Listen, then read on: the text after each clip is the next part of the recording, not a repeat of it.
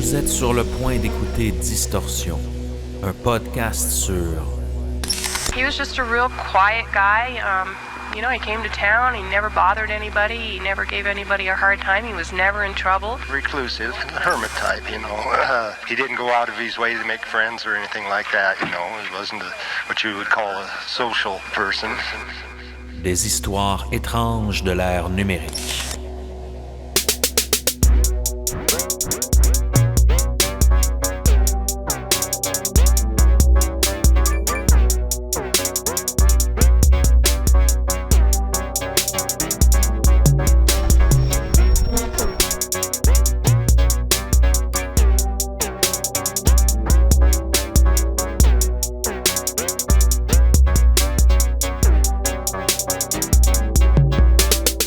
Luna Bomber est l'un des cas les plus célèbres de l'histoire criminelle américaine. Il a semé la terreur aux États-Unis pendant plus de 17 ans, perpétrant une série d'attentats à la bombe faisant plusieurs victimes. Dès 1979, le FBI a formé une unité spéciale pour enquêter sur les attaques classées sous le nom de code Unabomb, qui visaient les universités et les compagnies aériennes. Les enquêteurs ont utilisé des techniques d'investigation avancées pour établir un profil et des pistes. Mais malgré ces efforts, il est resté en liberté pendant des années. Cependant, son besoin de faire passer ses idéologies anti-technologie l'a finalement trahi. Suivez-nous dans cette enquête qui a été l'une des plus coûteuses de l'histoire du FBI.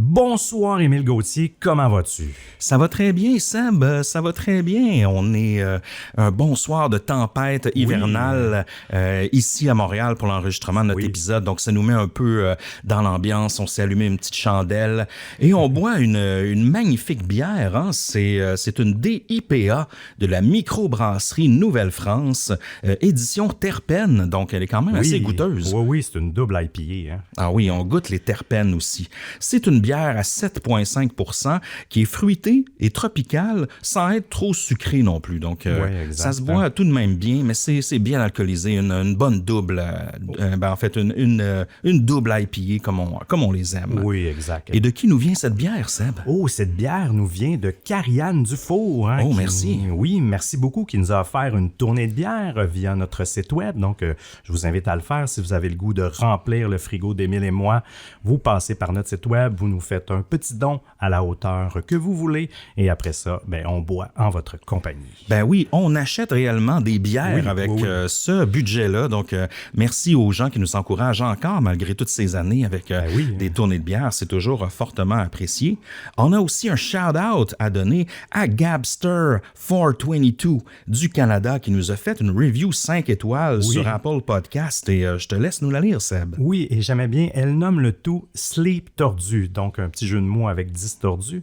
Elle nous dit « Bon, je me décide enfin. Je vais être honnête, j'écoute des podcasts pour m'endormir, mais je m'intéresse pas à grand-chose d'autre que le true crime. Bon. S'endormir sur du true crime, c'est toujours un peu weird, mais vous, au moins, vous le faites sur un ton doux et apaisant. » Excellent, c'est bien si on vous aide à dormir, ça nous rend encore plus utile. Oh oui. Merci. Yes. Donc aujourd'hui, Seb, on a un épisode quand même assez chargé. Oui. C'est une grosse histoire qui a passionné l'Amérique, je dirais, à partir des années 70, mais exact. Encore aujourd'hui. Ça a duré des décennies, cette histoire-là, l'histoire de Ted Kaczynski et du Unabomber. Oui, ça a duré presque 20 ans. Hein? Puis c'est une histoire qui se passe un peu avant l'ère d'Internet, mais qu'on peut adresser parce que, étant donné que le fondement de ce criminel-là, c'est la technologie, l'impact de la technologie sur la société. Donc, c'est vraiment intéressant. J'ai toujours tripé sur ce cas-là. Là. J'ai dû regarder et lire à peu près tout ce qui a pu exister en documentaire depuis des années.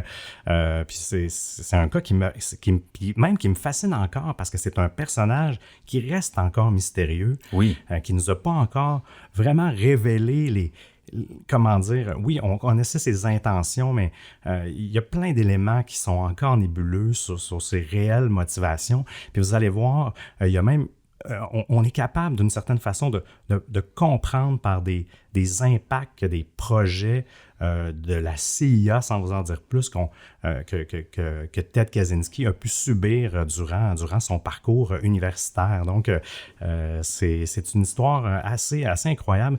Puis comme un peu tu le disais, là, il y a tellement de ramifications, évidemment, on a ramené ça le plus possible à créer quelque chose de cohérent pour vous, là, mais c'est un cas vraiment fascinant. Oui. C'est une enquête passionnante, c'est tout un rabbit hole aussi, ça s'est échelonné sur hyper longtemps. Puis ça va être intéressant, je pense, en fin d'épisode, de se demander, Seb, qu'est-ce qui serait arrivé si cette histoire-là, si ce dossier-là, ce terroriste-là serait encore actif à l'ère actuelle. Justement, quelle serait la différence, étant donné que, bon, là, les technologies sont beaucoup plus avancées qu'à cette époque-là. Oui, exactement. Puis même... parce qu'on le sait, c'est pas un secret, là, il utilisait le service postal, là, surtout pour envoyer des colis piégés, mais ça a énormément amélioré la sécurité au niveau des services postaux aujourd'hui. Donc, je ne sais même pas il aurait été en mesure de continuer avec tous les mécanismes maintenant, avec des détecteurs et tout ça, de pouvoir faire ça. Mais oui, c'est une bonne question, parce que lui, dans sa cellule aujourd'hui, il est quand même rendu vieux, là, mais je ne sais pas jusqu'à quel point il est conscient de l'impact d'Internet, des téléphones intelligents et tout ça.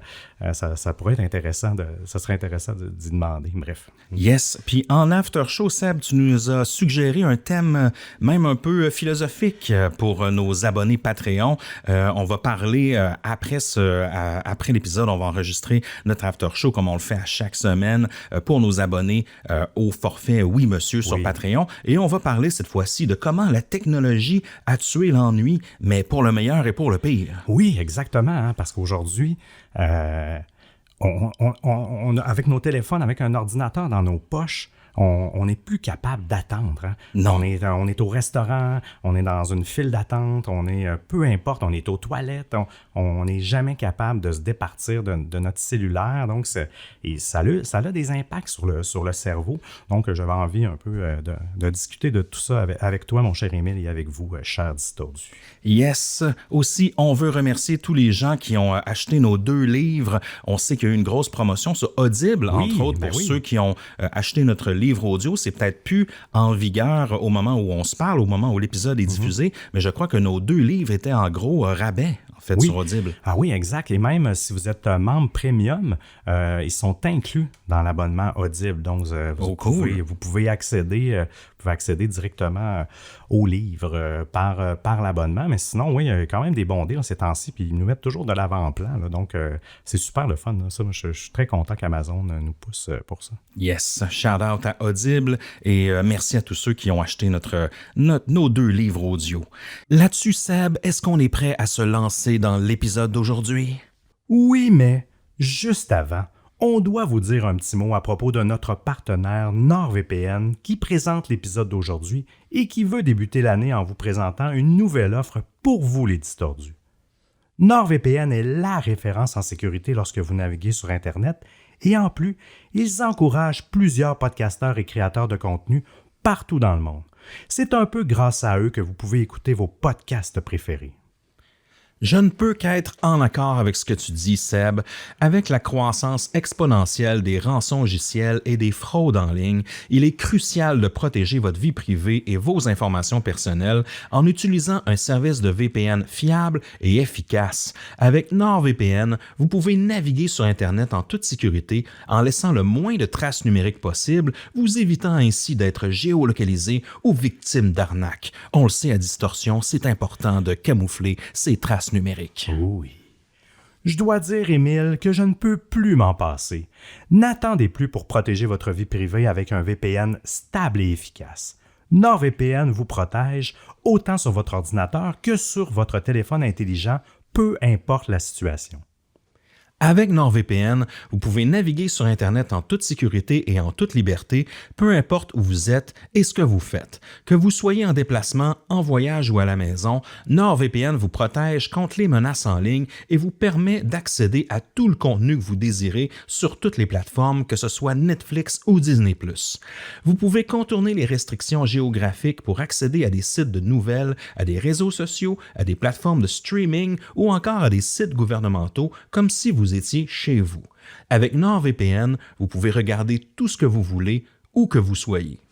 Oh oui, mon cher Émile, et pour débuter 2023 en force et en sécurité, rendez-vous au nordvpn.com/distorsionvpn pour obtenir une offre exclusive et pour ainsi obtenir une énorme réduction sur votre plan NordVPN plus un cadeau bonus. C'est complètement sans risque parce qu'il y a la garantie de remboursement de 30 jours. Donc, rendez-vous au nordvpn.com/distorsionvpn ou encore cliquez sur le lien dans la description de l'épisode pour vous abonner et commencer à surfer sur le web en toute sécurité. Oh yes. Seb, là-dessus, on a assez dit de blabla. Est-ce qu'on est prêt à se lancer dans l'histoire passionnante de Unabomber? Oui, monsieur. Allons-y. Maintenant. Un peu comme je vous disais, le cas d'aujourd'hui, il y a peu de traces numériques, mais il va nous rappeler l'incroyable impact que la technologie a eu sur nos vies quotidiennes. La technologie, elle nous permet de communiquer, de travailler, de nous divertir de manière plus efficace. Elle nous offre un accès instantané à une quantité incroyable d'informations à tous les jours et quand on veut. En outre, elle nous a donné accès à des outils, à des dispositifs variés qui simplifient considérablement nos tâches quotidiennes. Je trouve aussi qu'ils les alourdissent aussi d'une certaine façon, mais bref. Cependant, il est important de noter que l'impact de la technologie ne fera qu'augmenter au fur et à mesure que celle-ci va évoluer. Il est important de rester conscient de ça pour continuer à en tirer le meilleur parti, en fait, parce qu'il faut que ça reste des outils et non des ennemis. Oui, tout à fait. Puis vous allez voir, effectivement, il n'y a peut-être pas tant que ça de traces numériques parce que ça s'est passé il y a quelque temps. Cependant, je veux dire, à Distorsion, on parle de technologie en général. Oui, exact. Donc, je trouve que c'est tout de même un sujet qui est dans notre ligne éditoriale. Oui. C'est le fun aussi de retourner dans le temps, de parler d'autres sujets que de ce qu'on parle d'habitude, souvent de tours cellulaires, de réseaux sociaux et autres. Donc, ça risque d'être intéressant quand même. On va parler de technophobie aussi, quelque part. Oui, tu as raison.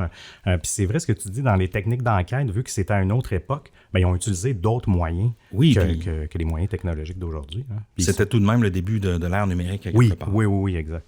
Cependant, il est important de reconnaître que la technologie a également des effets secondaires et collatéraux et peut avoir des conséquences néfastes sur notre vie si elle est utilisée de manière abusive ou irréfléchie. Puis je vous donne des exemples. L'utilisation excessive des médias sociaux, le fameux doom scrolling, que moi-même, je suis victime des fois. On dirait qu'on tombe sur notre téléphone et on n'est pas capable d'arrêter de scroller les réseaux sociaux, Reddit, TikTok. C'est vraiment une drogue. Ça n'arrête jamais, en plus. Exact, c'est du contenu infini. Je ne sais pas si un jour quelqu'un va se rendre à la fin d'Instagram. Oh, oui. Est-ce que ça existe? Mais des fois, quand on s'envoie des jokes poches en fin de soirée, on se dit tout le temps de mes amis, je pense que tu as atteint le bout de l'Internet, là, tu sais, justement, quand tu as atteint ça. Mais oui, bonne question, je sais pas. La page 3 de Google.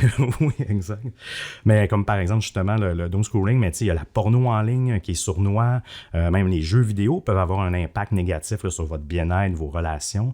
La dépendance à la technologie, on l'est tous un peu de nos téléphones. Donc, il faut réfléchir parce que ça peut nous rendre moins enclins à réfléchir par nous-mêmes, même à s'adapter à des situations inattendues. Ils disent que des fois, notre cerveau, justement, avec les GPS ou les choses comme ça, on perd certaines, des fois, facultés de se repérer par soi-même. Oui, c'est même des parties du cerveau qui rétrécissent. Oui, c'est fou, parce qu'ils sont moins sollicités.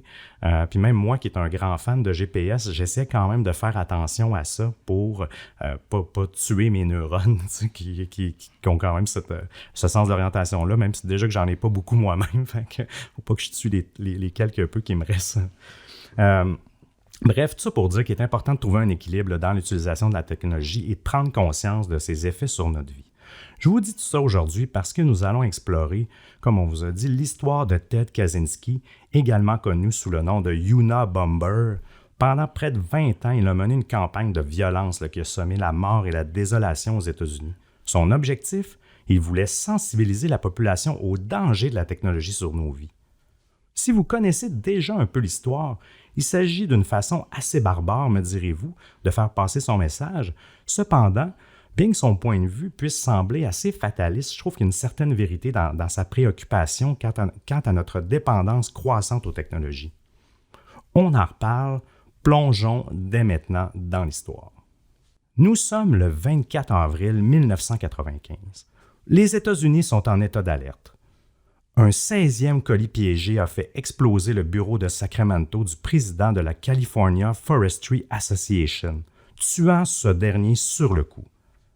Cette attaque était encore une fois l'œuvre de Unabomber, surnom donné à ce criminel actif et introuvable depuis 1978 qui faisait régulièrement les manchettes pour ses colis piégés à l'aide de bombes artisanales. Ses cibles étaient choisies au hasard parmi des personnes œuvrant dans l'industrie des technologies, de l'aviation et des universités. On se rend maintenant quelques mois plus tard, au 19 septembre 1995, toujours aux États-Unis. Le New York Times et le Washington Post publient exceptionnellement dans leur page intérieure la publication d'un manifeste intitulé « Industrial Society and its Future », donc la société industrielle et son futur, signé de façon anonyme par un certain F.C., également surnommé le Unabomber par les médias et les autorités. Au moment des faits, le Unabomber est recherché pour ses multiples crimes depuis 1978. On y reviendra plus en détail. C'est aussi un moment particulier dans l'histoire, car il est assez rare que les criminels aient autant d'espace médiatique pour s'exprimer. Il débute son manifeste ainsi. La révolution industrielle et ses conséquences ont été un désastre pour la race humaine. Écrivant ces mots comme introduction à son manifeste anti-technologie de 35 000 mots, il explique en détail sa vision du monde, décrivant la soumission de l'homme à la technologie et les dangers qu'elle représente pour la liberté individuelle et de la nature, de la création de communautés autonomes, ainsi que ses motivations qui l'ont poussé à commettre 16 horribles crimes depuis plus de 15 ans. Son objectif, déclencher, comme je vous disais, une révolution contre la technologie et mettre fin à l'emprise du monde industriel sur la société. Mais ça doit être quand même assez rare que des médias comme le New York Times et le Washington Post publient un manifeste comme ça venant de criminel. Oui, surtout, là, il devait vraiment avoir peur de ce qui allait arriver. Là, il devait sentir que vraiment cette personne-là contrôlait quelque chose. Là. Puis lui, en même temps, ça devait lui, le faire sentir extrêmement en pouvoir. Ah ben oui, tu as raison. Puis on va y revenir là-dessus justement, là, comment tout le processus s'est déclenché. Mais oui, tu as raison, parce que ça a pris des mois avant qu'il accepte de diffuser ça. Puis ils l'ont fait justement pour les bonnes raisons, là, parce qu'ils avaient peur que ça incite justement d'autres criminels à faire la même chose. Là. Exact. Pour ceux qui l'ignorent, il faut savoir qu'un manifeste est un document écrit qui exprime les opinions, les croyances ou les intentions d'un individu ou d'un groupe. Les manifestes peuvent traiter de nombreux sujets différents, notamment la politique, la religion, l'art, l'architecture, la technologie. Ils sont souvent utilisés pour exprimer des idées révolutionnaires ou pour appeler à des changements sociaux ou politiques importants. Un manifeste, ça peut prendre plusieurs formes. Ça peut prendre la forme d'un texte court, concis ou d'un document plus long. Ça peut même être de la poésie ou des proses. Ils ont été utilisés dans l'histoire pour exprimer une vision d'un futur idéal ou pour critiquer les conditions actuelles des citoyens. Les exemples les plus célèbres incluent le manifeste communiste de Karl Marx et Frédéric Engels, par exemple. Mais au Québec aussi, on a eu le Front de libération du Québec, le FLQ, qui était un groupe séparatiste militant, qui a publié plusieurs manifestes au cours de son histoire, mais le plus célèbre d'entre eux, c'est le manifeste du Front de libération du Québec, qui a été publié en 1963. On revient à notre histoire. C'est en avril de la même année, soit en 1995, que le Unabomber tente une première tentative de publication de son manifeste dans les médias. Il l'avait envoyé à plusieurs journaux et magazines, même le Penthouse Magazine, ainsi que plusieurs chaînes de télévision sous la forme de plusieurs lettres. Dans sa requête, il propose et jure d'arrêter ses attaques s'il est publié, dans son intégralité, dans un grand journal. À ce moment, la plupart des médias visés n'ont pas tenu compte de sa demande, mais ont avisé les autorités de la réception des différentes lettres et des demandes faites par son auteur. Évidemment, parce que là, tout le monde le sait, là, c'est oui. C'est le criminel le plus connu, sans doute, aux États-Unis. On est en 1995. Les autorités étaient réticentes au départ à cette idée car elles craignaient que cela puisse inciter d'autres criminels à utiliser des tactiques similaires pour faire passer leur message. Il s'en est suivi ensuite d'un débat public sur la publication du manifeste, certains soutenant qu'il était important de le publier pour aider à identifier Luna Bomber, espérant que quelqu'un reconnaîtrait l'écriture ou le style littéraire, tandis que d'autres soutenaient qu'il était inapproprié de donner de l'attention à un criminel qui utilise des moyens violents pour faire passer son message. Ouais. Finalement, les autorités ont décidé de publier une version abrégée du manifeste dans le New York Times et le Washington Post le 19 septembre 1995, comme discuté en début d'épisode, espérant que cela puisse aider à identifier Luna Bomber et que cela mettrait fin aux attaques et protégerait la vie des citoyens. Il faut savoir qu'avant la publication du manifeste, il y avait 3 morts et 23 blessés, en fait, causés suite aux attaques du Unabomber, et que malgré une enquête de longue haleine, il était toujours introuvable. Donc, il devenait vraiment un problème pour la société et la sécurité civile. Oui, ça générait énormément d'inquiétudes. Là. Si tu travaillais dans cette industrie-là, tu ne savais jamais à quel moment tu pouvais recevoir un paquet piégé. Là, évidemment, au fil du temps, les gens devenaient plus méfiants, mais ça a créé vraiment un climat de terreur aux États-Unis. Là. Oui, puis le New York de ces années-là, en fait, c'est le New York qui se sort tranquillement de la crise du crack et de la coke, des problèmes, en fait, économiques qui ont survenu aussi à cette époque-là. Oui, donc, c'est une Amérique industrielle assez, assez décontenancée, là, qui tente de se rebâtir.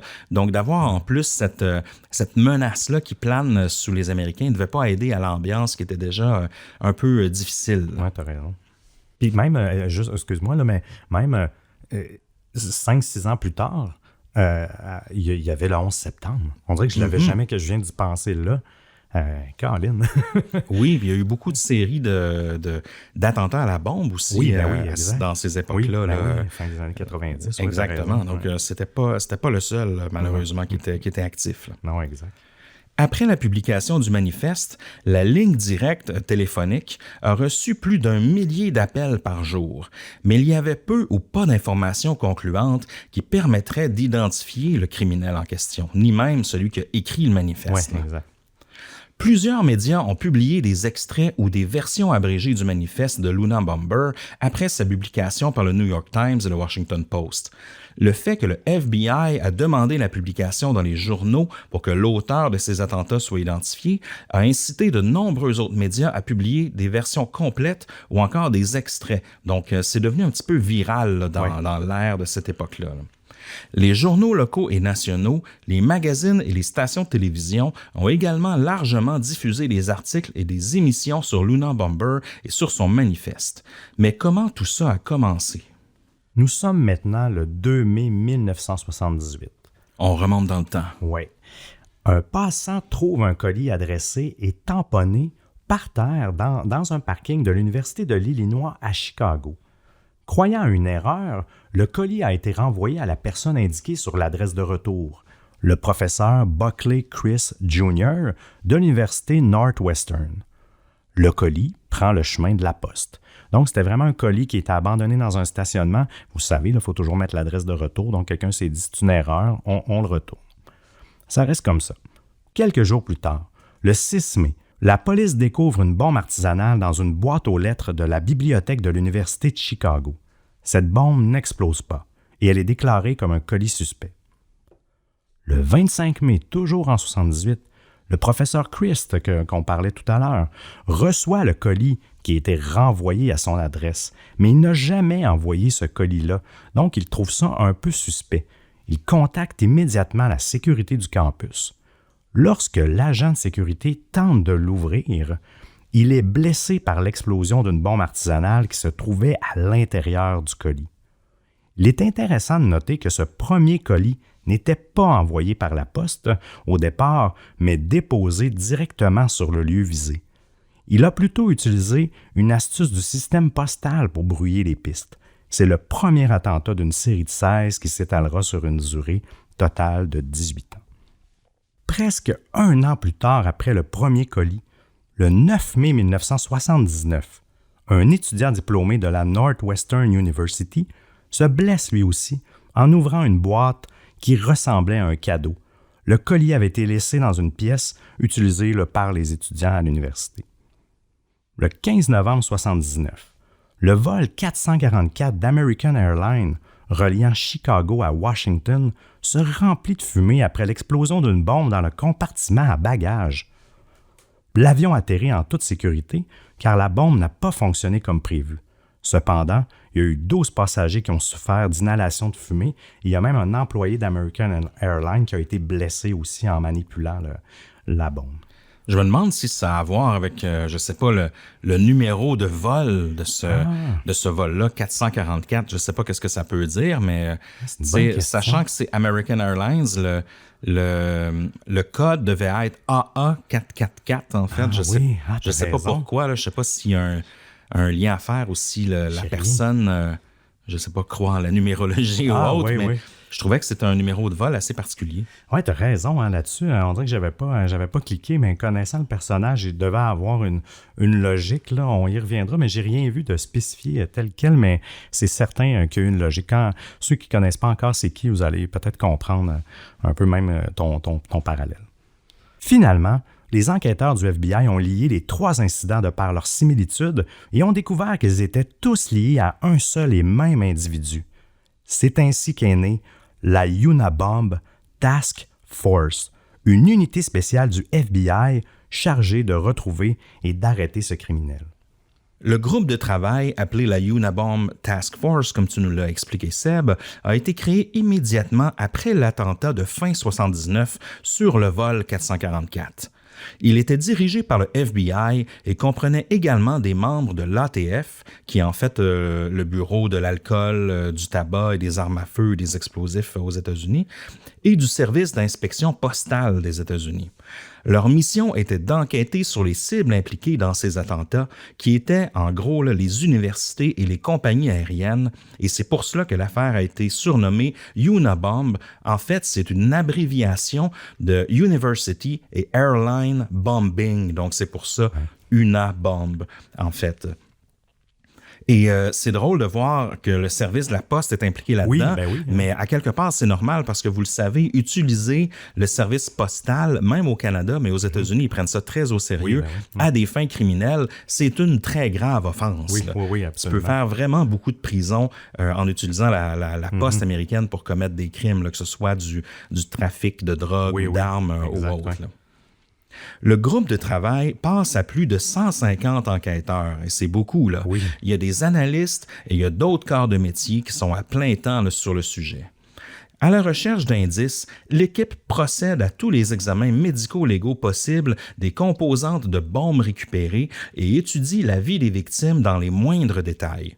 Ses efforts se sont avérés peu utiles pour l'identifier, lui qui s'est efforcé de ne laisser aucune preuve médico-légale justement, construisant ses bombes essentiellement à partir de matériaux de ferraille disponibles presque partout. Donc, c'était pas des bombes très fancy. Là, non, fait, exact. Mais on va y revenir un peu plus tard là, sur la conception des bombes, mais c'était justement en utilisant des matériaux communs. C'est beaucoup plus difficile à identifier pour eux que quelqu'un a acheté ça. Là. Donc, c'était brillant aussi de sa part. Là, ça créait des bombes de façon anonyme. Puis les bombes ont évolué aussi au fil du temps. Ils se sont sophistiqués parce que même dans les 3 premiers cas qu'on vous parle, vous l'avez vu au début, il y a eu des erreurs, des bombes qui n'explosent pas, des choses comme ça. Puis après, il a amélioré, on ne pourra pas rentrer dans tous ces détails-là, mais il a amélioré ses mécanismes de construction de bombes. Là. C'est vraiment devenu un expert en 20 ans à faire ça, effectivement. Pas, tu t'améliores. Au cours des années 1980, plusieurs attentats aux colis piégés ont eu lieu. Le président de la United Airlines, Percy Woods, a été blessé lorsqu'il a ouvert un colis piégé envoyé à son bureau. En 1981, une bombe a été découverte dans un immeuble de l'Université du Utah, mais elle a explosé en toute sécurité sans causer de blessure. En 82 maintenant, une bombe a blessé la secrétaire du chef du département d'informatique de l'Université Vanderbilt et un professeur d'ingénierie de l'Université de Californie à Berkeley a été blessé par un colis piégé déposé dans la salle de repos. Et ça en fait beaucoup, là. Ah oui. Tout le monde est naïf. Hein? Quand tu vois un colis, un paquet, tu sais, t'es comme l'étudiant que je vous parlais au début qui avait il est enveloppé dans un cadeau. Tu vois aussi, il pensait comme pour attirer les gens aussi là, vers le paquet. Là. Puis les colis sont tellement envoyés partout que c'est dur de se dire il est seulement dans telle région, en fait. Ouais. Donc les gens ne devaient pas savoir quand est-ce qu'ils allaient ouvrir un colis piégé. Là. Non, exactement. Mais on se rend compte quand même qu'ils ciblent. Il y a certaines zones géographiques qui ciblaient plus que d'autres, puis ça a même aidé aussi à un peu identifier sa géolocalisation. En 85, des attaques à la bombe ont eu lieu à nouveau à l'Université de Californie, là à Berkeley, à la division de fabrication de Boeing à Washington et à l'Université du Michigan, où un professeur de psychologie et son assistant ont été blessés. Enfin, en décembre 1985, une bombe remplie de fragments de clous a tué le propriétaire d'un magasin d'informatique à Sacramento. Imagine la mort violente. Ah, ça doit être l'enfer, là. Tu dois pas mourir sur le coup, là. Non, ça doit être horrible. Le temps passe et malgré de nouvelles preuves, toujours rien de concluant. Il est bien malin, ce Unabomber, et il réussit à tromper jusqu'à présent tous les enquêteurs sur le dossier. On se retrouve maintenant le 20 février 1987.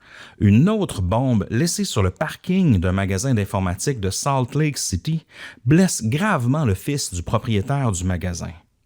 Cependant, cette fois-ci, nous avons un témoin. Un employé du magasin voit l'homme quitter après avoir déposé le colis. Ce témoignage a aidé un dessinateur à créer le croquis de son portrait robot. Enfin, les enquêteurs ont obtenu leur première description par un témoin oculaire après que quelqu'un a rapporté avoir vu un homme portant des lunettes de soleil d'aviateur et un sweatshirt à capuchon sur les lieux du crime. Son portrait robot s'est alors mis à circuler dans tous les médias américains.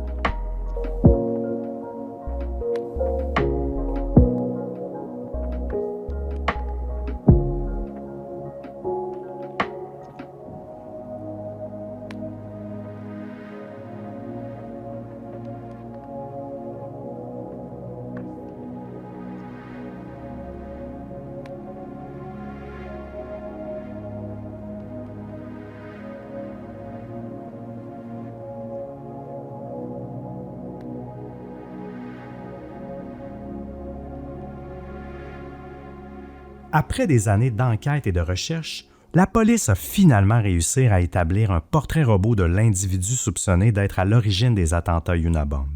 Ce portrait a été diffusé massivement dans les médias américains dans l'espoir que quelqu'un puisse reconnaître l'individu et fournir des informations qui pourraient mener à son arrestation. Au fil des ans, l'UTF, la Task Force, a mené une enquête exhaustive recueillant et analysant des preuves, menant des interrogatoires et établissant des profils criminels et menant des recherches sur les lieux de l'attentat. Les enquêteurs ont aussi travaillé en étroite collaboration avec les victimes et les témoins pour recueillir des informations sur les attaques. La pression sur les forces de l'ordre pour résoudre cette affaire était élevée, car il y avait eu de nombreux blessés et morts au fil des années. Toujours en 87, la Task Force a commencé à recevoir des lettres de revendication de la part de Unabomber. Le contenu de ces lettres fournit des informations sur ses motivations et ses cibles potentielles aux enquêteurs. Le FBI a également utilisé des profils criminels pour identifier les suspects potentiels et ils ont même effectué des enquêtes sur des milliers de personnes. Avec l'ensemble des éléments, les enquêteurs du FBI ont développé un profil détaillé qui, selon eux, était un individu blanc, probablement entre 35 et 40 ans, ayant une formation scientifique ou technique. Pour tenter de l'attraper, ils ont utilisé des méthodes d'investigation avancées comme l'analyse de la scène de crime, l'analyse linguistique, puis ça là-dessus on va y revenir plus tard, et l'analyse comportementale pour établir des pistes. Ils ont également utilisé des méthodes de surveillance comme la surveillance de la poste et les écoutes téléphoniques pour tenter de le localiser. Nous sommes maintenant en 93 et cela fait maintenant près de 7 ans que Luna Bomber n'a pas commis d'attaque à la bombe. Cette pause dans les attaques a permis aux États-Unis de retrouver un certain calme et de se sentir plus en sécurité car il n'y avait plus de menace d'attentat à la bombe. Imaginez le stress des gens qui travaillaient dans les industries visées par lui. Cependant, pendant cette période, les autorités ont continué leur enquête pour trouver Luna Bomber, mais malheureusement toujours sans succès. Cette période de calme a toujours et est toujours un mystère aujourd'hui. Malgré cette pause dans les attentats, la peur et la tension restent présentes dans l'esprit des citoyens malgré tout, car ils savaient qu'il était toujours en liberté et qu'il pourrait recommencer à attaquer à tout moment. La trêve a été brisée brutalement le 22 juin 1993 lorsqu'un généticien de l'Université de Californie a été blessé après avoir ouvert un colis piégé dans sa cuisine. 2 jours plus tard, un éminent informaticien de l'Université de Yale a été gravement blessé après avoir ouvert une bombe postale. Les attaques se sont poursuivies en décembre 1994 avec la mort d'un publicitaire qui avait ouvert un colis piégé envoyé à son domicile du New Jersey. La dernière attaque a eu lieu le 24 avril 1995 lorsqu'une bombe postale a tué le président de la California Forestry Association dans son bureau à Sacramento, comme discuté au début de l'épisode. Les nouveaux attentats ont montré que Luna Bomber était toujours actif et déterminé à causer des dommages mortels. Face à ces nouvelles attaques, les autorités devaient redoubler d'efforts pour capturer l'auteur de ces actes criminels. Et là, on va revenir un peu autour du manifeste, ouais. Seb, parce qu'il y a des choses à analyser là, pour faire des liens entre le style d'écriture et un suspect potentiel. Exact. Le manifeste est maintenant publié dans plusieurs médias américains. Avec la dernière attaque meurtrière du mois d'avril, beaucoup de pression est mise sur les autorités. Ils espèrent réellement que quelqu'un saura identifier l'auteur par son écriture, car de leur côté, les enquêteurs du FBI ont utilisé des méthodes linguistiques pour analyser les écrits et les publications du criminel. Ils ont travaillé avec des experts en linguistique pour étudier la grammaire, le vocabulaire et le style de Luna Bomber dans ses lettres et ses manifestes, dans le but de découvrir des informations sur son identité et sa géolocalisation. Cependant, il leur manquait toujours un réel suspect avec qui faire une corrélation. Après la parution du manifeste, des milliers de personnes ont suggéré des suspects possibles. L'une d'elles s'est démarquée, David Kaczynski, un citoyen de Schenectady dans l'État de New York. La publication du manifeste dans les journaux a été un tournant décisif pour la famille Kaczynski. Dès la lecture des premières phrases, David reconnaît tout de suite les propos et le ton de son frère Ted. Il s'est demandé si son frère pouvait être le fameux Luna Bomber. Il a immédiatement contacté le FBI pour les informer de ses soupçons et leur a envoyé plusieurs correspondances et différents écrits de son frère pour faire des corrélations entre l'écriture du manifeste et celle de Ted, pour voir s'il n'y aurait pas quelque chose à fouiller, là. Exact. David Kaczynski est un travailleur social ayant quitté récemment son poste pour s'occuper de son frère Theodore, qui était devenu reclus dans les bois depuis 1971. Il était préoccupé par ses propos radicaux et ses idéologies extrêmes envers la société et par l'aggravation de son état de santé mentale. Son frère Theodore, alias Ted, est un brillant mathématicien diplômé de l'Université du Michigan et de Harvard qui avait également enseigné à l'Université de Berkeley. Lui, il a démissionné de son poste de professeur et a choisi de vivre de manière isolée et autonome dans une petite cabane primitive d'environ 10 par 14 construite par lui-même dans les montagnes du Montana. Il a acheté cette terre avec son frère, cependant, il y habite seul depuis de nombreuses années.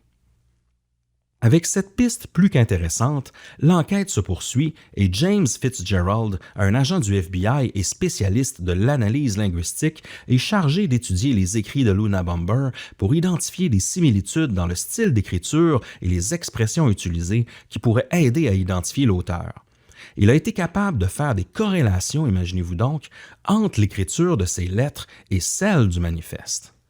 À titre informatif, Fitzgerald est également connu pour son travail sur d'autres affaires célèbres, comme l'affaire BTK, que l'on a déjà couvert à Distorsion, et aussi l'affaire de la tueuse en série Aileen Wuornos. Je ne sais pas si tu te rappelles, là, c'est la tueuse en série qui a tué, je pense, 7 camionneurs au fil du temps. Puis il y avait eu un film avec Charlize Theron, Monster sur cette histoire-là. Puis elle, c'est drôle, hein, tout le long de sa défense, elle a toujours dit que elle agissait en légitime défense, que c'est les camionneurs qui l'attaquaient. Mais finalement, avec l'enquête, ils se sont rendus compte que c'est plutôt elle qui provoquait les meurtres. Puis elle a été exécutée en 2002 par la peine de mort. Ah oui, c'est rare, les tueuses en série. Hein? C'est très rare. Oui, c'est une des seules. Puis elle est assez, pas mythique, mais oui, dans le rôle, dans le true crime, elle a un gros espace, disons, au niveau féminin. Les enquêteurs ont ensuite recueilli d'autres preuves pour corroborer cette correspondance, comme des témoignages de personnes qui avaient reçu des lettres ou des colis suspects de la part de l'Unabomber, ainsi que des analyses scientifiques des éléments retrouvés dans les bombes. Une fois qu'ils ont eu suffisamment de preuves pour prouver que Ted Kaczynski était l'Unabomber, les agents du FBI ont finalement obtenu un mandat de perquisition auprès d'un juge et ont lancé une vaste opération pour le mettre en état d'arrestation. Avant d'aller plus loin, Seb, est-ce que tu peux nous en dire plus là, sur l'enfance et la vie de Ted Kaczynski? Là? Comment il a pu en arriver là, en fait? Oui, parce que c'est intéressant de voir son parcours, parce que c'est une personne qui a eu un chemin assez particulier et unique. Theodore John Kaczynski est né le 22 mai 1942 à Chicago, dans l'Illinois, dans une famille ouvrière de deuxième génération d'Américains polonais. Ses parents se nommaient Wanda Teresa, elle est née Dombeck, elle est décédée en 2011, et son père Theodore Richard Kaczynski, qui est décédé en 1990, lui était un fabricant de saucisses. Selon ses parents, Ted était un bébé heureux jusqu'à ce qu'il soit hospitalisé avec une urticaire grave et placé en isolement avec peu de contact avec les autres. Selon sa mère, Ted manifestait déjà un comportement étrange dès son plus jeune âge. Elle a rapporté que lorsqu'il a vu une photo de lui-même en tant que bébé, maintenu par des médecins qui examinaient ses plaies, il a littéralement reculé. Elle a également déclaré qu'il a montré une grande empathie pour les animaux qui étaient enfermés ou qui étaient dans une situation d'impuissance, ce qui, selon elle, était lié à son expérience personnelle d'isolement à l'hôpital durant sa première année de vie. Parce que cette maladie-là, c'est vraiment important de le dire, là. Rapidement, il a été isolé de sa famille pendant plusieurs semaines, puis ça l'a créé vraiment une grosse coupure selon ses parents. C'est fou, hein, tout ce qui arrive au début de la vie, comment ça peut avoir une influence sur ton futur. Hein? Ah, c'est incroyable. Ces observations font penser que cela aurait pu être des signes précoces, en fait, d'une sensibilité accrue à la souffrance qui aurait pu jouer un rôle dans ses idéologies et sa violence ultérieure. De la première à la 4e année, Ted fréquente l'école primaire Sherman à Chicago, où les gestionnaires de l'école l'ont décrit comme étant sain et avec un bon comportement. En 1952, 10 ans après sa naissance, sa famille déménagea dans la banlieue sud-ouest de Park Evergreen, toujours dans l'Illinois. Après avoir eu un QI, reçu dans le fond un résultat de QI de 167 lors d'un test, il saute la 6e année et est transféré à l'école secondaire Evergreen Park Central Junior. Mais ça, c'est quand même élevé, 167, je pense. Là. C'est très Après, élevé. on en prend et on en laisse là, sur le QI. Là. Oui. Ça ne veut pas dire que tu as un bon jugement. Là. Non, mais, exact. Mais c'est quand même assez élevé. Là. Ah ben oui, puis lui, c'est un génie des mathématiques, donc puis le QI, c'est beaucoup dans la résolution de problèmes. Donc, mais oui, c'est incroyable. Tout se déroule bien pour Ted. Hein. Il excelle académiquement, il joue du trombone dans la fanfare, il est membre des clubs de mathématiques, de biologie, de monnaie et d'allemand. Mais étant considéré comme quelqu'un un peu étranger, en fait, c'était ça le terme, c'est pas quelqu'un qui s'impliquait beaucoup par ses camarades de classe, malgré dans tous les clubs qui étaient, il restait toujours un peu à l'écart. Pendant cette période, Kaczynski était passionné de mathématiques, passait de nombreuses heures à étudier et à résoudre des problèmes mathématiques avancés. Il s'est lié avec un groupe de garçons qui partageaient les mêmes intérêts que lui pour la science et les maths, et le groupe s'appelait soit les Math Whiz Kids ou les Brainy Boys. Ils se faisaient toujours appeler comme ça en raison de leur penchant pour toujours avoir là, des livres ou des documents là, qui étaient soit sur les maths ou sur les sciences avec eux. Il y a un membre de ce groupe qui a décrit Ted comme étant l'enfant le plus intelligent de la classe. Il était calme et timide jusqu'à ce que vous le connaissiez mieux, qu'il disait. Une fois que vous le connaissiez, il pouvait vous parler et parler. Là. Il n'y avait plus de gêne du tout avec vous. Cette description, en fait, montre que Ted était considéré comme un individu intelligent et solitaire, mais qui était en mesure quand même de s'ouvrir à ses proches et de partager sa passion pour les mathématiques et la science une fois qu'il se sentait à l'aise avec eux. Il a finalement obtenu son diplôme à l'âge de 15 ans. Il faisait partie des 5 élèves de son école qui ont été sélectionnés pour le mérite national et a été encouragé à postuler à Harvard. Il obtient une bourse pour rentrer à l'université en 1958 à l'âge de 16 ans. Mais à cette époque-là, je pense que c'est un peu tout était permis là, de ce côté-là. Oui, exact. Mais c'est jeune, à 16 ans, puis tomber dans un monde d'adultes et tout ça. Ça aussi, il y en a qui disent que ça peut avoir un impact d'envoyer un enfant, aussi brillant soit-il, reste un enfant, tu sais, dans un monde d'adultes où on a quand même des attentes envers lui. Là. Il commence alors ses études universitaires à Harvard. Il obtient son diplôme de premier cycle en 62, poursuit ses études de doctorat en mathématiques à l'Université du Michigan. Il obtient son doctorat en 67 à l'âge de 25 ans. Pendant ses études, il a été considéré comme un élève exceptionnellement brillant. Il a publié des articles scientifiques importants dans des revues scientifiques de renom. Il a ensuite commencé à enseigner à l'Université de Berkeley, en Californie, où il a été embauché comme assistant professeur en mathématiques, mais il a démissionné après seulement 2 ans d'enseignement en 69.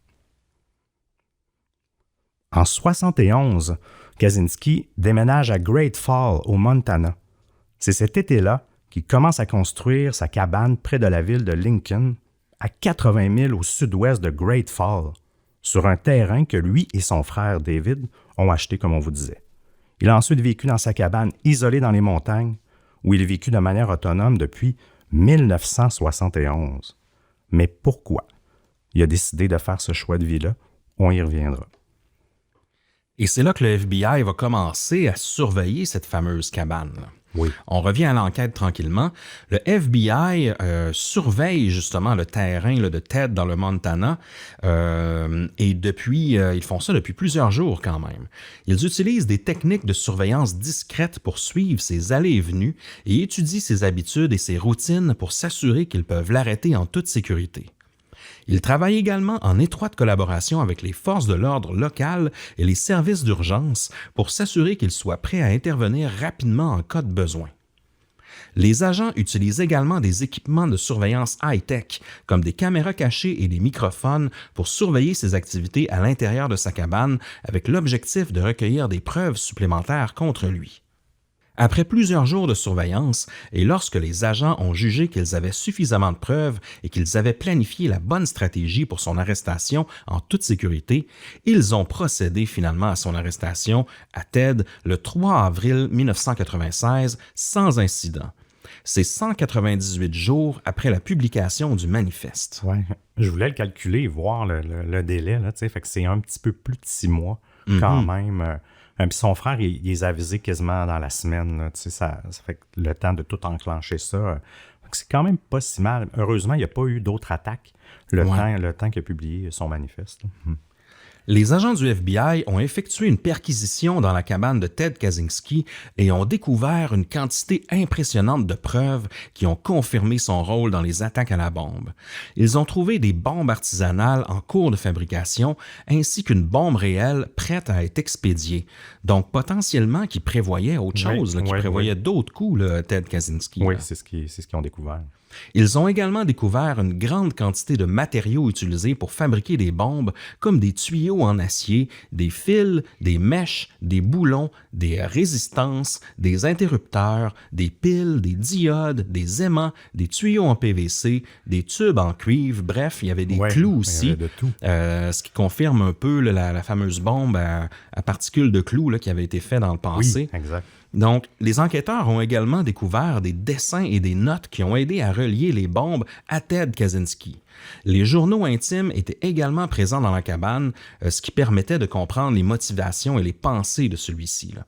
Également, les agents ont découvert un journal intime de 22 000 pages de notes. Ouais, donc, fou. il notait toutes ces choses, toutes ces pensées, Ted Kaczynski. Oui. Puis il en codait plusieurs. Là. On n'aura pas le temps d'aller dans ce détail-là, là, mais ça, c'est assez incroyable. Là. Il encryptait des lettres. Il quoi. s'était fait une propre encryption qui était très facile à décrypter, là, honnêtement, mais c'est quand même pour que quelqu'un qui les voit comme ça ne puisse pas le détecter, mais quelqu'un qui s'y prête un peu va facilement faire découvrir l'algorithme. Mais lui-même, il codait ces trucs pour cacher tout ça. Puis les premières choses qu'il codait, en fait, c'était vraiment particulier. C'est un gars, comment il structurait l'information. Là. C'était des courtes phrases, mais qui expliquaient le contexte, la victime, puis le résultat. Okay. C'était tout le temps ça, son petit condensé qui encryptait. Bref, non, c'est un être fascinant. Merci, Émile, pour ça. Là, on va faire un petit saut, en fait, pour essayer de comprendre qu'est-ce qui a pu transformer Ted, un être si brillant comme ça. Puis à l'époque que Ted étudiait à Harvard, il y avait aussi le projet MKUltra, hein, oui. qui était mis de l'avant et que Harvard faisait un peu partie des piliers. Puis je vous rappelle vite un peu c'est quoi le projet MKUltra. C'est un programme secret qui était mené par le gouvernement américain pendant les années 50 et 60. L'objectif, là, c'était vraiment d'étudier les techniques de manipulation mentale et de contrôle de l'esprit. Là. On en a déjà parlé. Là. C'est même à la base un peu de Stranger Things. Les recherches ont été menées principalement par la CIA et ont impliqué des expérimentations là, sur des sujets humains, mais surtout sans leur consentement. Là. Ils ne savaient pas trop à quoi s'y attendre. Là. Il y a eu des sujets qui ont été exposés à des drogues, des hypnoses et d'autres formes de manipulation mentale là, dans le but de découvrir des moyens pour contrôler leur comportement. Ça a été mis au grand jour en 1975. Hein, il y a eu une enquête au Sénat américain.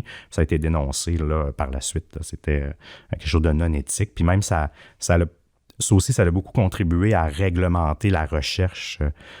Disons que j'ai l'impression que les pays d'aujourd'hui ne se risqueraient plus, je ne sais pas ce que tu en penses, hein, mais ne se risqueraient plus à faire des expérimentations comme ça sur les humains sans des protocoles, disons, plus éthiques et tout ça. Là. Ben, j'ai l'impression que dans certains pays, j'ai l'impression que ça serait difficile à reproduire au Canada et aux États-Unis parce qu'on sait qu'il y a eu des ramifications jusqu'à l'Université McGill à Montréal. Oui, moi, je connais personnellement le père d'un de mes amis d'enfance qui a été victime là-dedans et on le croyait pas pendant des années. Ben oui. Même moi, je trouvais que son histoire était farfelue jusqu'à ce que j'entende parler des années plus tard des dénonciations qu'il y a eu autour de ce programme-là. Mais j'ai l'impression que d'autres pays, je sais pas moi, la Corée du Nord, la Russie, des endroits comme ça, j'ai l'impression que ça doit se faire encore. Ah, ça, je suis sûr que oui. Ça, tu as raison. Là. C'est des pays civilisés malgré tout, là, mais oui. Mais bon, on revient à Ted. Là, je vous faisais une petite intro sur le MKUltra. En 1959, il y a une vieille maison confortable qui s'élevait sur le site de l'université Harvard qui était connue sous le nom de l'Annexe. Elle servait de laboratoire pour les recherches menées par les membres du personnel du département des relations sociales sur des sujets humains. Pendant les années 1959 à 1962, des psychologues de Harvard, qui étaient dirigés par Henry A. Murray, ont mené une expérience controversée et éthiquement discutable sur 22 étudiants du premier cycle. Pour protéger l'anonymat de ces étudiants cobayes, les chercheurs se référaient uniquement à eux par leur nom de code. L'un de ces étudiants, surnommé Lawful, était Theodore John Kaczynski. Oh! À travers des recherches menées au centre de recherche Henry A. Murray et dans les archives de l'université Harvard, il a été découvert que l'expérience menée par M. Murray visait à évaluer la façon dont les individus réagissent au stress. Les étudiants sélectionnés, dont Kaczynski, ont été soumis à des interrogatoires intenses et personnellement offensants, ciblant leur ego, leurs idéaux les plus importants. Ça, c'est les termes exacts utilisés par Murray lui-même. Il est difficile de dire avec certitude si l'expérience menée par Henry Murray à Harvard a conduit directement à la création de l'Unabomber. Cependant, il est clair que cette expérience a eu un impact profond sur Ted. Selon l'évaluation de Sally Johnson, qui est une psychiatre médico-légale du Bureau américain des prisons, l'expérience a contribué à l'entrelacement des croyances de Kaczynski, selon lesquelles la société est mauvaise et qu'il devrait se rebeller contre elle, et sa colère intense contre sa famille pour les injustices perçues. Il est également indiqué que c'est à Harvard que ces deux systèmes de croyances ont été mis en évidence et se sont rencontrés pour la première fois. Puis là, il y a très peu de détails, mais je vous recommande vraiment The Atlantic. On fait un super article sur ça, comment le Unabomber, Harvard a créé le Unabomber. Je vous recommande d'aller le lire. Là. Il y a plein de détails supplémentaires là-dessus, mais globalement, c'est un peu ça. Puis si vous voulez avoir une bonne idée de genre de tests qu'ils ont fait dans la biopic, qui est une fiction, mais basée sur son histoire de Mindhunter, il le représente, ces moments-là, lorsqu'il est soumis à tous ces tests-là. Puis ça l'a complètement... Imaginez, là, vous êtes isolé dans une salle, là, puis d'un, puis ça c'était un des tests, là, mais on vous traite de tous les noms, on vous ridiculise, on vous rabaisse continuellement avec des images. Il y avait un mélange de stimulation, c'est vraiment malsain. Là. Puis je pense que ça l'a complètement fait tilter, même s'il y avait quand même déjà d'autres frustrations, mais ça, on dirait que ça a été, la goutte de trop. Là. Mais est-ce qu'on sait comment il a été recruté là-dedans, dans MK Ultra? Je pense qu'il était... c'est une bonne question. Je ne sais plus comment. C'était tous ses amis en sciences. Je pense qu'il y a un genre de lien avec ça aussi. Là. Mais je ne sais plus comment ils ont recruté ces 22 étudiants-là. Puis je ne sais pas s'ils sont dans tous des départements différents aussi. C'est une bonne question. Honnêtement, je n'ai pas la réponse pour ça. C'est une bonne question. Il faudrait que je creuse là-dessus. Mais bref, c'est assez particulier, là, tout ça, là, par rapport à... c'est à se demander si ce programme-là avait jamais existé, il n'y aurait peut-être jamais eu toutes ces attaques. Ben oui, à quelque part, il a été un peu créé par, comme tu dis, par... c'est gros de dire qu'il a été créé par Harvard. Là. C'est, à quelque part, c'est un produit de la CIA, quelque part. Même si le but n'était pas de former des terroristes qui font des attaques à la bombe, c'est quand même des gens qui ont été brisés là, à l'intérieur en raison de ça. Là. Oui, c'est des chocs post-traumatiques. Puis même, comme je te disais tout à l'heure, il y a des étudiants qui étudiaient avec lui à Harvard qui étaient plus vieux que lui. Puis qu'il disait, il avait beau être intelligent, je pense, il trouvait aussi que ça l'a aussi cassé d'être dans un monde, d'être trop adulte avant son temps. On dirait qu'il y a quelque chose qui n'allait pas. Puis plus sa maladie quand il était jeune, ça aussi sa mère disait que ça a créé un autre... il disait que la science, il comme devenait un peu avec le dégoût de la science à cause de ça aussi. C'est vraiment particulier. Ben justement, un peu en lien avec ça, Seb, on va regarder un peu comment Ted a procédé pour choisir ses cibles, puis aussi pour envoyer ses colis piégés, puis pour fabriquer des bombes, parce qu'il semblait vraiment cibler des gens très précis dans des domaines d'études très précis, toujours en lien avec la technologie, encore une fois. Oui, exact. Il fabriquait ses bombes, juste pour commencer comme ça, là, à partir de composantes simples qu'il achetait ou trouvait dans la nature, tels que des tubes à dentifrice, des bouchons de liège, des résistances et des fils. Donc, des choses qui se trouvent dans du matériel électronique aussi, quand même de base. Là. Il utilisait également des explosifs qu'il fabriquait lui-même, tels que de la nitroglycérine et de la dynamite. Parce qu'effectivement, s'il prenait sa carte de crédit pour aller acheter des choses vraiment précises dans des quincailleries ou autres, ben c'est des trucs qui peuvent se traquer, en fait. Exact. Puis je suis même pas sûr qu'il y avait une carte parce qu'étant réclus, je ne sais même pas ses sources de revenus. Il devait pas tant en avoir. Il vivait vraiment... je sais qu'il aidait beaucoup ses voisins. Là. Il y avait beaucoup d'échanges, de trocs pour se nourrir, mais c'était pas le grand luxe. Il choisissait soigneusement ses cibles en fonction de leur lien avec la technologie industrielle et la société de consommation qu'il considérait comme des forces nuisibles pour l'humanité, ainsi qu'en fonction de leur proximité avec sa cabine dans les montagnes du Montana où il vivait reclus. Oui, c'est ça aussi. Il les sélectionnait en effectuant des recherches ciblées à partir des bibliothèques locales près de sa cabine. Donc, c'était des gens qui se retrouvaient, je présume, qui avaient signé des articles scientifiques ou autres dans des magazines, où c'est comme ça qu'il les trouvait. Surtout qu'on est avant l'ère d'Internet ici, là, c'est pas évident de trouver des cibles comme ça, là. Il emballait ses bombes dans des colis ou des enveloppes qu'il envoyait par la poste ou qu'il déposait dans des endroits publics tels que des universités, des compagnies aériennes et des centres de recherche. Également, il utilisait des méthodes pour tromper les enquêteurs et dissimuler son identité, comme des enveloppes et des emballages qui avaient l'apparence d'être envoyés par des universités ou des entreprises, des timbres et des cachets de la poste datant de plusieurs années pour tromper les enquêteurs sur l'époque de l'envoi. C'est quand même brillant, ça. Oui. Il utilisait aussi des noms de personnes fictives ou réelles, mais qui n'étaient pas liées à lui pour signer les enveloppes et les étiquettes d'expédition, et des mots et des phrases codés dans ses lettres et journaux intimes pour communiquer avec les enquêteurs et semer la confusion. Donc, il y avait une certaine forme de préparation derrière ça. Oui. Oui, parce qu'il y a toujours beaucoup d'écart entre chaque bombing, ou presque. Là. Il y a eu des périodes, des fois, c'est rapproché, mais tu vois qu'ils ont été calculés pendant plusieurs années. Mais oui, tout était calculé. Des fois, il pouvait y avoir 1 an d'écart entre les deux. Fait que tu vois qu'il prenait son temps. Là. Exact. Et là, on va parler un peu de son procès et de sa condamnation. On vous rappelle les faits rapidement. Ted Kaczynski est accusé de 16 attentats à la bombe qui ont fait 3 morts et 23 blessés graves. Il est également accusé de meurtre et de possession illégale d'armes à feu. Il a été inculpé de 11 chefs d'accusation, y compris de meurtre, de possession illégale d'armes à feu et de transport illégal d'armes à feu. Il a également été accusé d'utiliser le courrier postal pour commettre des meurtres et de possession illégale de matières explosives. Donc, on le sait, utiliser la poste aux États-Unis pour commettre des crimes, c'est grave. Donc, le 22 janvier 1998, il a plaidé coupable à toutes les accusations, évitant ainsi la peine de mort. Donc, en fait, si ce serait obstiné dans un procès, c'est là qu'il aurait risqué la peine de mort pour ça. Là.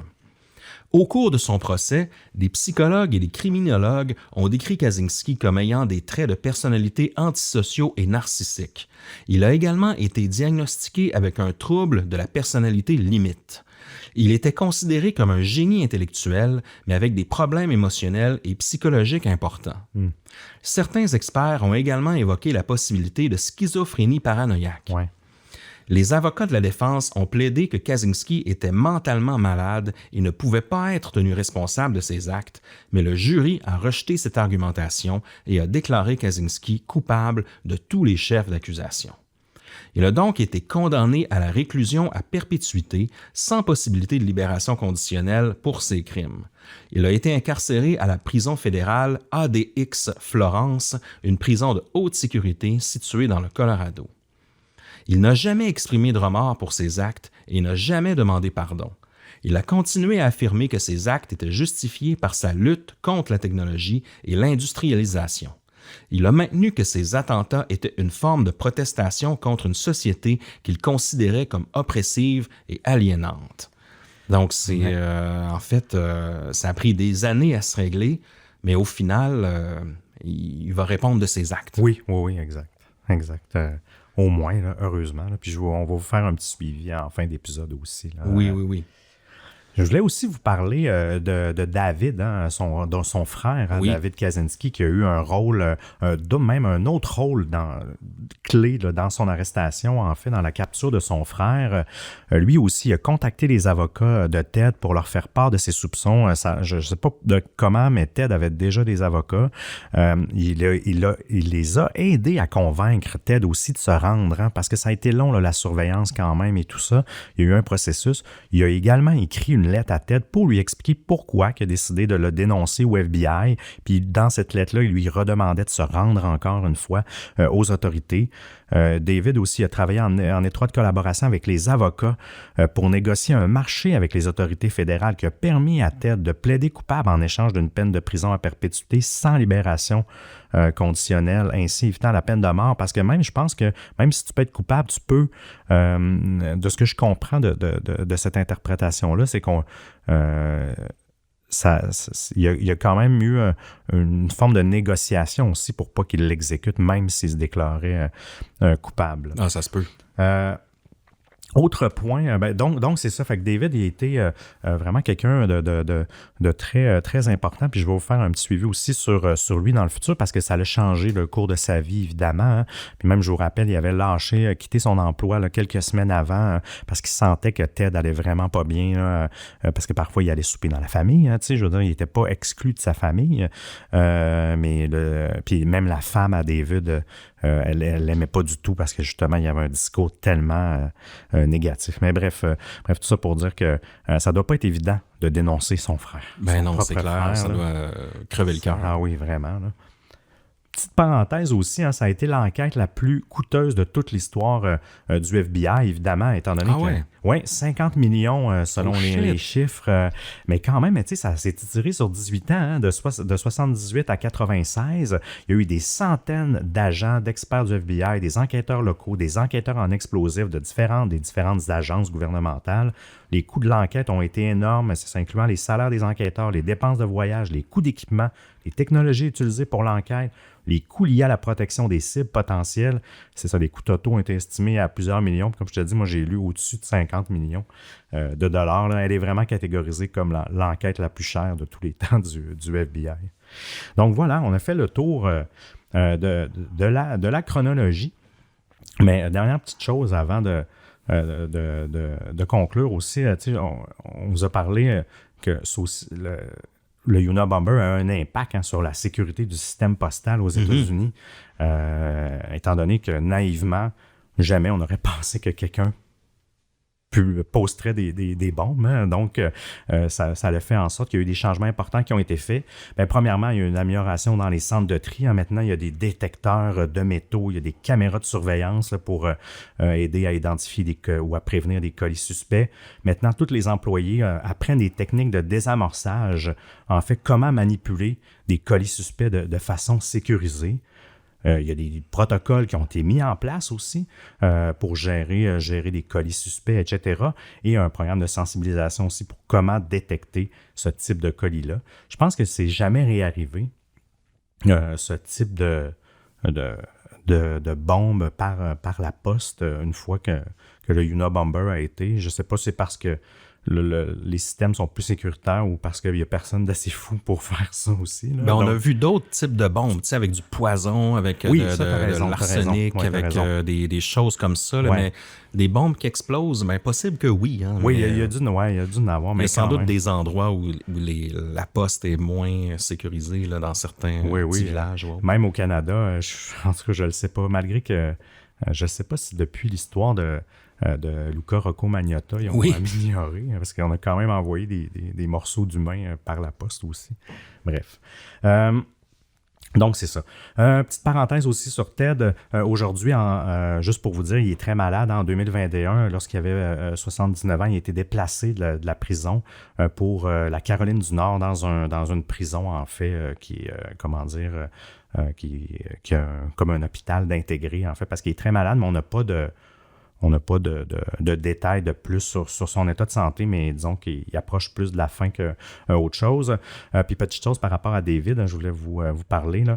Suite à l'arrestation de son frère, il a travaillé pour différentes organisations à but non lucratif dans des programmes gouvernementaux pour aider les personnes en situation de vulnérabilité, les personnes âgées, puis justement les personnes souffrant de troubles mentaux comme son frère.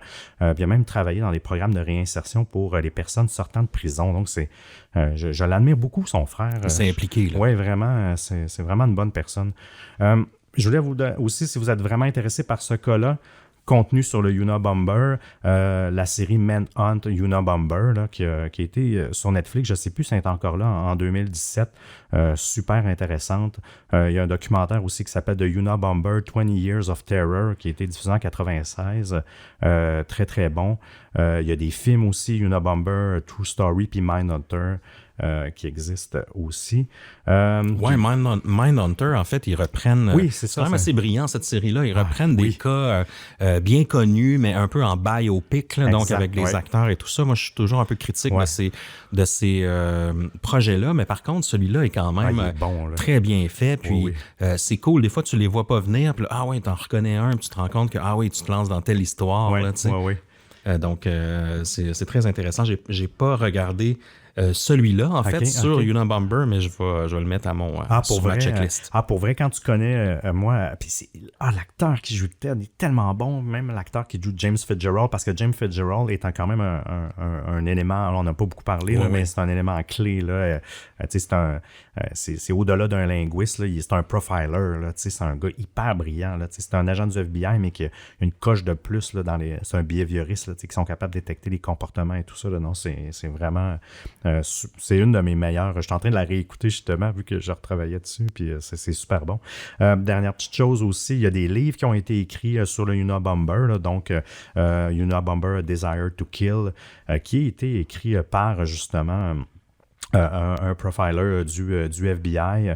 Puis il y a Unabomber, The Secret Life of Ted Kaczynski aussi, qui a été écrit par un journaliste puis son frère aussi. Et le manifeste, si vous voulez vous taper les 35 000 mots, en fait, il est disponible sur le Washington Post en ligne, mais pour le New York Times, il y a un paywall en arrière, puis vous pouvez même acheter le livre si vous voulez donner des sous à je sais pas qui. C'est ça, on ne sait pas à qui on donne des sous, Oui, exact. Je m'étais questionné là-dessus, puis ça dépend des États. Il s'achète aussi en livre, mais sur le Washington Post, vous pouvez le lire. C'est drôle parce que à l'époque, quand ça a été publié, tu vois la version du Washington Post, puis ils appellent ça de la Cyber Ink, donc de l'encre virtuelle, mais dans le fond, c'est juste une page HTML avec l'article. Donc, ça me faisait rire à l'époque les termes qu'on utilisait pour ça. Donc voilà, mon cher Émile, toute qu'une histoire. Toute qu'une histoire. Moi, je suis toujours triste un peu de voir de l'intelligence mal utilisée. Là, dans certains cas, c'est le cas de plusieurs épisodes de Distorsion, mais celui-là, encore une fois, quelqu'un qui aurait pu avoir sans doute un impact positif dans la société grâce à son intelligence, à sa vocation de professeur et tout ça, mais qui, à quelque part, a été brisé en cours de route.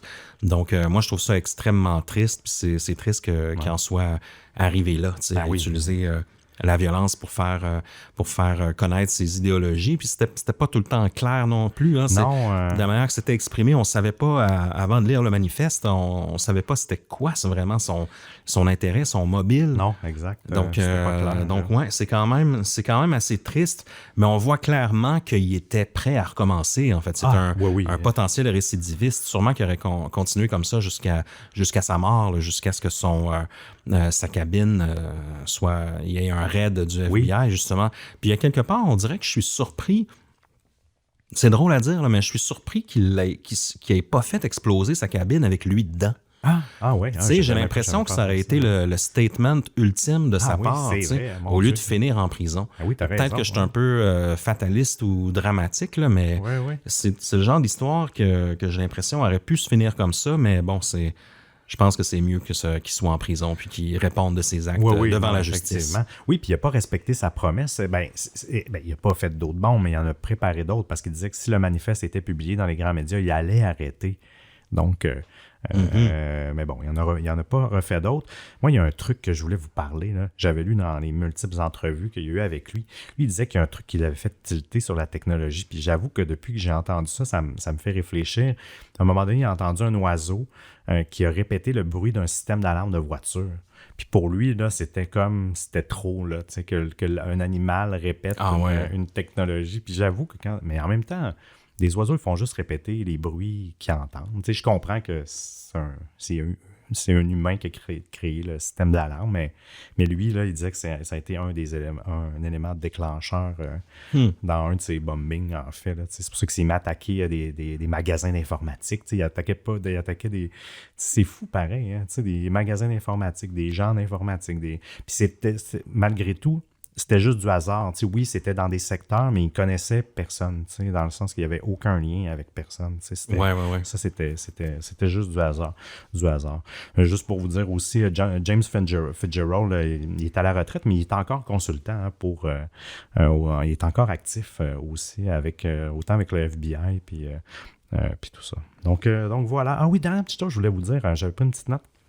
La spécialiste dans le procès, elle disait qu'il a même dit que même à partir de l'université, là, il y avait encore les fantasmes de vivre. Il y avait déjà de vivre une vie primitive. Puis il voulait être un agitateur de foule puis provoquer. Là, fait que déjà jeune, il dit qu'il avait déjà eu ça en tête, là, qu'il voulait rompre avec la société. Puis ça, on dirait que ça, que voilà.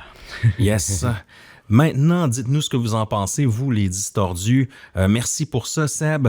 Et vous savez où nous trouver, on est partout. On est sur Instagram, sur YouTube, sur TikTok même. Oui. Abonnez-vous à nos Disto News. On est sur Facebook, Twitter aussi, un peu partout. On vous rappelle que Distorsion est un podcast créé par nous deux, Seb et moi-même, Émile. Le montage est effectué par André Beaupré. Shout out. Salut. La musique de cet épisode est signée par RB. Allez l'écouter sur Spotify. RB est en feu ces temps-ci. Et pour l'after show, pour nos abonnés Patreon, en fait, on va parler un peu de comment la technologie a tué l'ennui, en fait, pour le meilleur et pour le pire, un peu en lien avec l'épisode d'aujourd'hui, justement. Exact. Yes. Et on ne peut terminer sans remercier tous nos chers abonnés Patreon. Je te laisse commencer, mon cher Seb. Je donne beaucoup d'amour à Anne-Laure R, à Sybille D, Frédéric D, Jérôme LB et Michael W. Aussi beaucoup d'amour à Jeanne R, à Maude J, à Valérie, à Stéphanie A et à Alexandre P. Un gros câlin à Gabriel G, Jean-Sébastien B, Alexandre A, Laurence L et la mystérieuse Gabrielle. Une bonne tape dans le dos à Julien L, à Arnaud L, à Stéphanie G, Julia M et Kim G. Je poursuis l'amour à Julie H, à Méduse Mobile, Alexandrine F, Véronique P et Moussaoui Z. On ne pourrait faire ce show sans l'apport précieux de Kevin H, de Catherine L, de Amélie P, de Alix, shout-out à toi, et de Insaf G. Je poursuis avec Laurent J, Julien B, Anne-Sophie M, High Five à Sandrine T et à Rosemary C. Beaucoup d'amour à José M, Éric C, Alexandra B, à Pablo B et à Tristan C. Je poursuis Marc-Antoine D, Timothy S, Kat Massacres, Maxime L et Coralie M. Et pour terminer, une bonne tape dans la main à Derek M, à Doula, à Noémie B, à Vicky B et à Gabriel D.